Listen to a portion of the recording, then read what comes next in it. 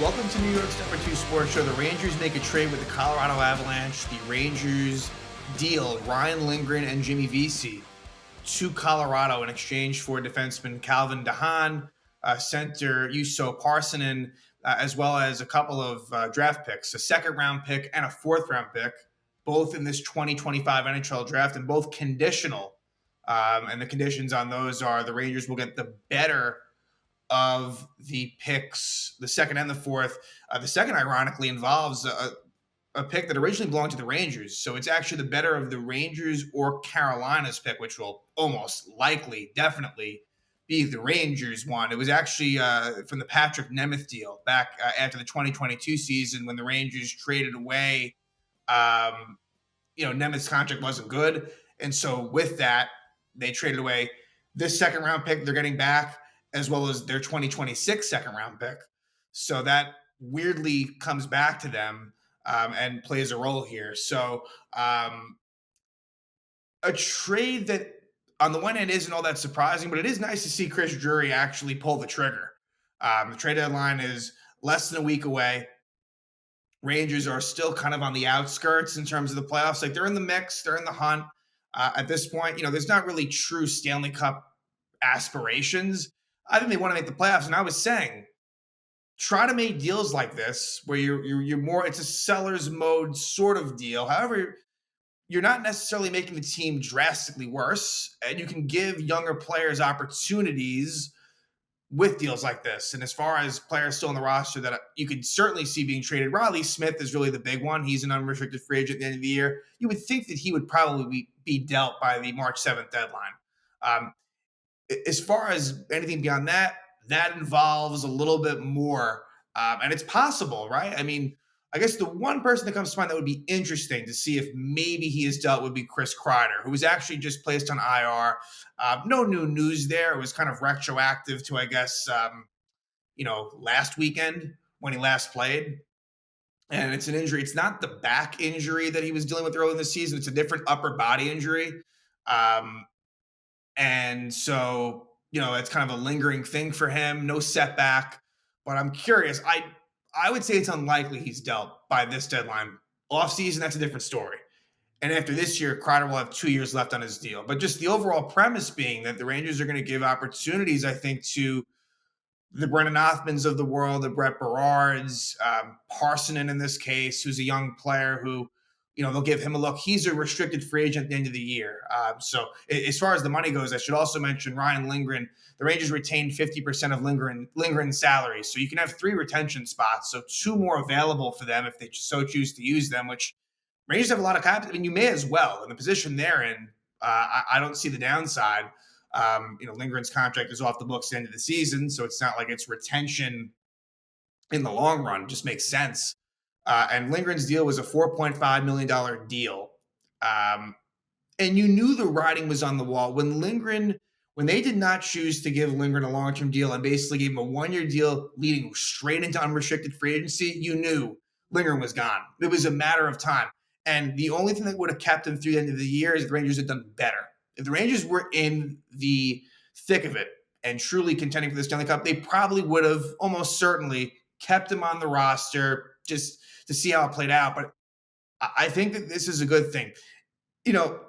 As currently constructed, the only thing from a this year standpoint that makes it feel, when you look at the roster, it's like Adam Fox being out now makes the defense look on paper kind of ugly. However, that aside, Ryan Lindgren's play had dropped off a good amount. And I guess let's get into, the players in this deal. And Lindgren is he is the centerpiece of this trade.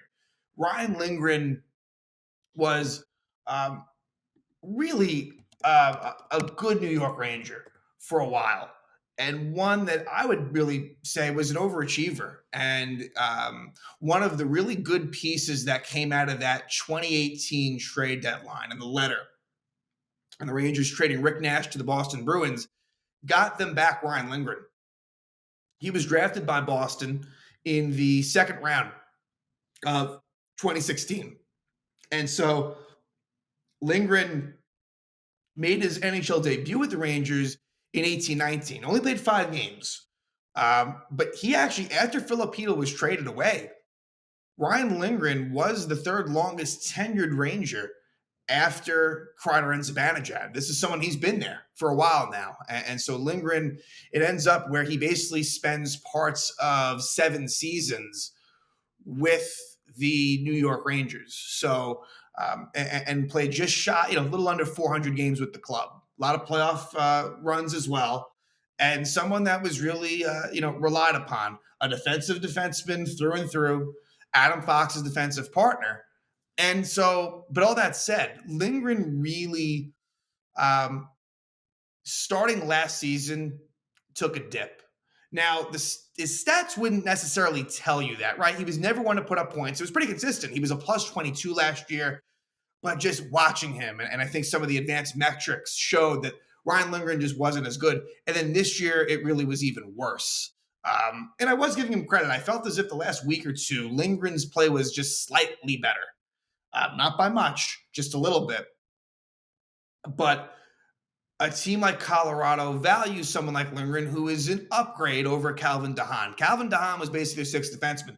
Lindgren now can be used where he's better utilized as likely a third pairing defenseman for the Rangers. He was in that top four, whether you want to call it the number one pair, whether you want to call it the second pair. Ryan Lindgren was a guy that basically averaged just about 20 minutes a night for for the last 5 seasons.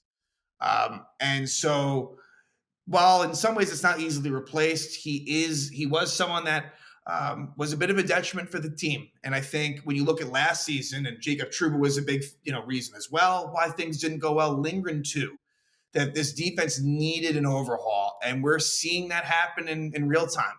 Obviously with Trouba being traded away a few months ago, and now Lindgren's out the door, and we'll see. I mean, the future with K'Andre Miller, uncertain. I tend to think that Miller will be around here in the next couple of seasons, would be my guess. Would I be shocked if he was traded? No, I wouldn't be. Chris Drury has shown that he's willing to wheel and deal. But I think that Miller, maybe you don't give him that long-term extension, which I wouldn't do. Maybe you kind of go more of the 2-year route, whatever kind of I don't know, 2 to 3 year deal, if possible. I just don't think I feel comfortable giving Miller that 6-year type deal. That all said, I do think that with the defense being where it is, it's kind of hard to see them trading away, considering that left side being where it's at right now. It's pretty weak. It is. And so looking at the defense currently with Fox out of the lineup, I guess we can safely, like Calvin de Haan in some ways replaces where Lindgren was. I mean, I think I wouldn't mind seeing what Matthew Robertson does personally, but my hunch is that they'll just go straight to de Haan. Now he's a number. Now I guess we'll discuss de Haan now. Um, and he was someone that Ranger fans would know him most from the New York Islanders. Drafted by the Islanders in the first round in 2009, was with them for about 6 seasons or so, approximately. Really, he only played one. Actually, I don't even want to count that. It was really more 5 seasons with the Islanders, and was with them at a time when they started to get better. I mean, they hadn't made the playoffs for a while. He was kind of part of that, and he's also very much a defensive defenseman. Look, I would say he is a downgrade from Ryan Lindgren, which I know some fans might find as blasphemy, but I do believe that he is, and that's certainly based on the trade. I mean, the Rangers got draft picks back. I know there's other pieces involved, but de Haan was someone who was a third pairing guy for Colorado, and one that they see that Lindgren can improve that spot. So he was on the Islanders for a while, and then he's bounced around a bunch since. Was on Carolina, on a Carolina team that did make it to, I believe, the Eastern Conference Final. He was a part of that team. Then he was on Chicago for 3 seasons, back on Carolina in 2023. Last year was on the Tampa Bay Lightning, and this year on Colorado. So he's bounced around a bunch now. Again, strictly a defensive, stay-at-home type defenseman is Calvin de Haan. I don't know for sure whether he can play the right side. It's an interesting thing to consider, considering that Vakanainen right now is on his offside. I don't know, if maybe de Haan is comfortable there. We'll find out. But chances are he'll slot into the lineup over Matthew Robertson, even though I wouldn't mind. Not that I'm a big Matthew Robertson fan, but I think him being a young player that's never gotten a chance yet, you got to think that his chances are there. If a de Haan struggled, for example, you think that they'd be very okay with taking him out of the lineup. It's not, the point is that even when Ryan Lindgren struggled, he was staying in the lineup. Ryan Lindgren was not going to be a healthy scratch. Calvin de Haan, you think, would or could be. But just simply put, I think that the defense is going to stay Miller with Borgen, probably Jones with Schneider, and then I guess de Haan with Vakanainen with Robertson continuing to be the healthy scratch. As far as Zach Jones goes, on the one hand, a lot more of an opportunity for him now, but also I still wouldn't be totally stunned if he's traded by the deadline. That's it. Zach Jones is one that I'm looking at and I'm curious about because it goes one of two ways. Either he's dealt away, or if he stays, I think he's going to play a good amount. I don't know how they would be able to take that away from him given the current roster. Let's discuss the forward situation here. And so Jimmy Vesey is dealt away, and Vesey, in what was his second stint with the club, 2.0 was a lot better than the first time around. And there was a lot of high expectations for VC, who is really very much coveted. He was drafted by the Nashville Predators, but didn't sign with them. It was a third-round pick in 2012. I believe that VC was a Hobie Baker Award winner at Harvard, if memory serves me correct. All I know is that there was a bit of a high-stakes bidding war, not necessarily a bidding war, but going into the 16-17 season, there was excitement around Jimmy Vesey. And it wasn't as if it was a complete train wreck, but the first 3 years, he was there for 3 seasons, put up relatively okay numbers, was not someone that was great defensively, was able to score goals. I mean, 16, 17, 17, durable, didn't get really hurt too much, but it was, you walked away from that not really feeling great about what was. And he was traded to Buffalo, then bounced around a bunch to the point where his career was kind of, where it was going to go was up in the air. Goes from Buffalo to Toronto to Vancouver to the Devils. And I guess in some ways, he plays 68 games with the Devils, so maybe in some ways his resurrection begins there. But to me, it's more so with the Rangers, where they pretty much bring him in on a professional tryout. So there was no guarantees. And at this point, it was Gerard Gallant's second season, and he really, really performed well. VC in that year, it's really trended downward since, and it makes sense. Jimmy Vesey's getting older now. He is 31. And I should say that Ryan Lindgren, I believe, just turned 27. So as much as Lindgren, it feels like, he has been around for a while, still, relatively young, but a lot of wear and tear on Lindgren. Vesey is 31, turning 32 in May. And, like I said, that first year with the Rangers was good. He played 81 games at 25 points, was a plus 13, was, a big part of the penalty kill, like a guy you wanted. I will say, though, I didn't love in that 7-game series lost to the Devils. I remember that line with Mott and Goodrow, I think it was not good.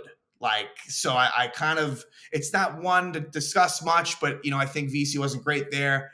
But, last year played 80 games and 13 goals, 26, another, 26-point season, played a little bit less. His role was slightly less, but still, he was a regular.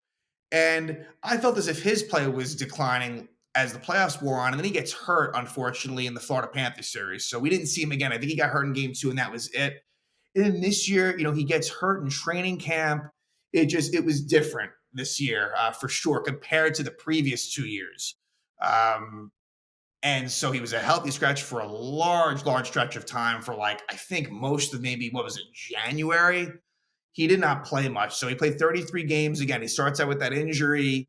And only recently he got back in the lineup and had that pretty good game against Pittsburgh where he played over 18 minutes. Point is this, a guy like VC is someone that, will provide depth for Colorado. I haven't really seen what their lineup looks like, but wouldn't be surprised if he slots in a 4th-line role and is someone that, maybe plays most of the time, but can be a healthy scratch every now and then, depending on what the Colorado lineup looks like. But I don't know how you want to look at this, right? I mean, you could view it as, okay, the Rangers got a 2nd for Lindgren and they got a 4th for VC. I don't know if I want to look at it exactly like that. You can, again, because there's a lot of other moving parts in this deal, but that's the VC side of things.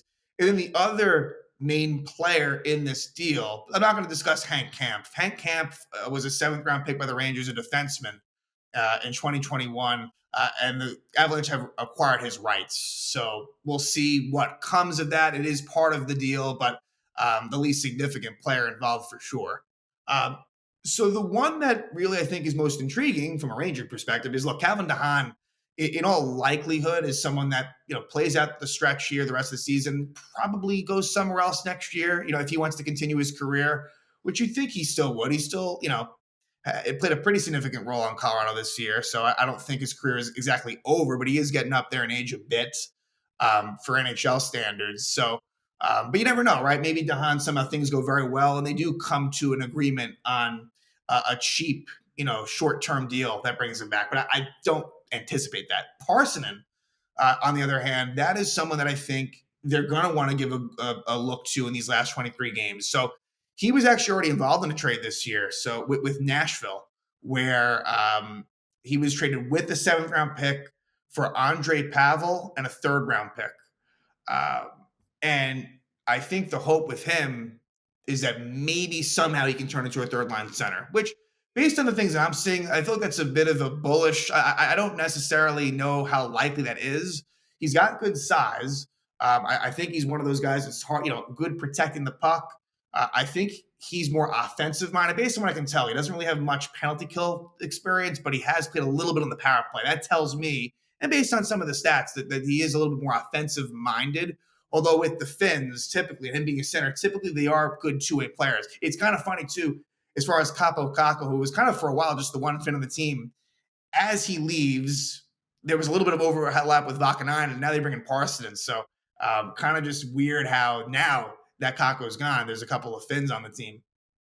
But Parssinen was a 7th round pick in 2019. So kind of a success story. 7th round picks don't usually make it. And for him, he's not well established, but someone that clearly is valued to a point. Now, obviously, he's been traded twice in the same season. So what does that say? But, Parssinen, who, I saw, look, he was a healthy scratch the last couple of games. Could that have been possibly because he knew a trade was on the horizon? Maybe, but I doubt it because Calvin de Haan played last night. So I think that was purely just based on the fact that they felt like they had better options. He didn't play much with Colorado. He averaged less than 10 minutes. He had much more of a role on Nashville. But he is interesting. And maybe this is just like the hype machine just working its magic, but it does sound like people are saying that there is hope of Parson. Like he's not just like a throw in here. Like he's someone that they will probably give a shot with. And so now looking at the forwards, that is a little bit somewhat more convoluted in the sense that now, you have Berard that just got called up. And to me, it'd be weird to call up Berard and not play him. So, like, before that happened, I'm thinking, okay, it's kind of a Parson for Vesey 1-for-1 in the lineup. But with Berard now, like, in the mix, I don't know, maybe he somehow finds his way in and, like, a Brodzinski comes out. It does affect Brodzinski, though, because I think now Parson, you figure, would maybe be the 3rd-line center. Carrick goes back to 4th-line center, and Brodzinski, if he's in the lineup, moves to wing. So this more affects the bottom 6. I think they're going to leave that top 6 the way it had been, for better or worse. So, that traditional Trocheck line, and then you had JT Miller centering Cooley and Zibanejad on the wing.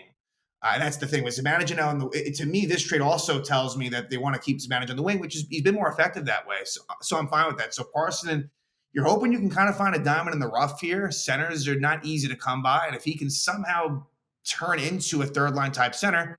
And, since Filipino got traded, it's been a bit of a makeshift situation with them moving Mika over to wing. So he'll be one to keep an eye out on, more so than de Haan, even though de Haan's more seasoned. And, de Haan, in theory, because the defense is where they are right now with no Fox, de Haan may end up having more of an immediate role than Parssinen. But I think that he'll be interesting to see. In some ways, it kind of reminds me a little bit of what, of the Rangers requiring Vakanainen. Now, Vakanainen was a couple years older, but again, these are guys that are restricted free agents next year. So on the one hand, you do have control, with their contract, and they could be players that maybe do stick around. On the other hand, sometimes we see it with RFAs where they just, they don't necessarily want to go the qualifying offer route. And they say, you know what, they haven't done much, and you go separate ways. So if Parson doesn't impress, it's no guarantee that he's, back in the mix next year. But he will be one to watch. He doesn't have much speed based on the scouting reports. So again, it's another example where the Rangers, they need to inject more quickness into their lineup. And again, here that's not happening, but you're not really Lindgren and Vesey, like in terms of speed, it's kind of, it nets out neutral probably because you're not losing speed.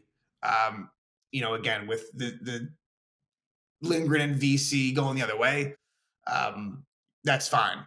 So, and then as far as the conditions, again, on that second round pick, it's the Rangers or Carolina, the better of the two. So it's probably going to be the Rangers.